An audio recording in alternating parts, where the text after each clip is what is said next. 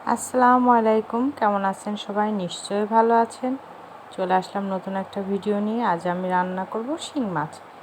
এখানে আমি শিং মাছটা ধুয়ে সুন্দর করে কেটে পরিষ্কার করে রেখেছি। তারপরে এখানে আমি পেঁয়াজ, মরিচ এবং একটা ছোট্ট আলু কেটে রেখেছি। এটা দিয়ে আজ আমি শিং মাছ রান্না করব।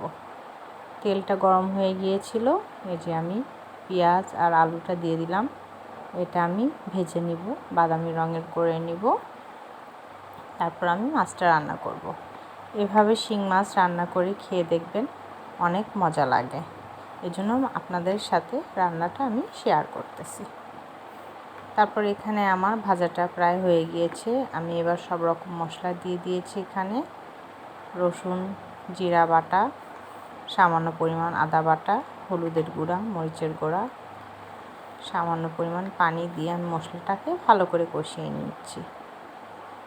মশলাটা যত ভালো কষানো হবে, কালারটাও তত ভালো হবে। এরপর আমি মাছগুলো দিয়ে সুন্দর করে নেড়ে চেড়ে ভালো করে কষিয়ে নিব। শিং মাছ খেতে কে কে পছন্দ করেন অবশ্যই জানাবেন। এরপর আমার কষানো হয়ে গিয়েছে, আমি পরিমাণ মতো পানি দিয়ে দিয়েছি। আমার তরকারির রঙটা একটু সাদাটে হয়েছে, কারণ আমি কাঁচামরিচ ব্যবহার করেছি এখানে, এজন্য সাদাটে হয়েছে। তবে শিং মাছ খাইতে ভালো লাগে, পাতলা ঝোল এটাই খাই, তবে আজ আমি একটু ঝোল কমই রেখেছি। এখানে আমার রান্নাটা প্রায় হয়ে গিয়েছে। আমার ভিডিওটা কেমন লাগলো সবাই অবশ্যই কমেন্ট করে জানাবেন। কে কোথা থেকে দেখছেন সেটাও কমেন্ট করবেন।